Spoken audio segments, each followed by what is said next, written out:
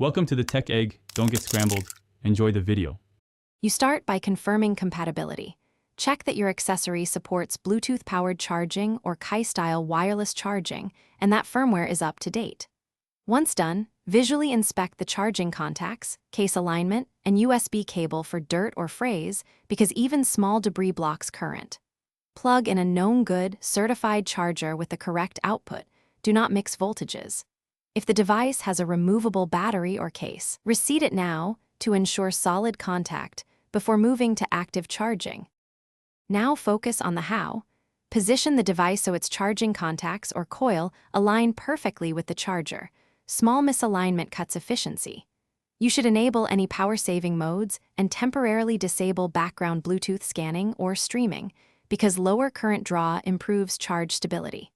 Keep the unit cool.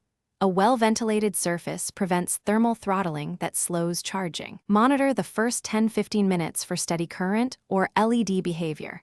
If it fluctuates, adjust alignment. Finish by confirming the device reaches its full charge indicator, and then run a quick functional test, like pairing and playback, to ensure battery health.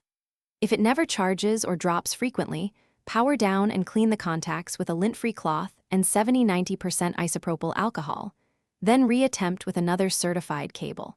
If problems persist, reset the device's firmware or factory settings because software faults can block charging, and contact support for hardware diagnostics as your last step.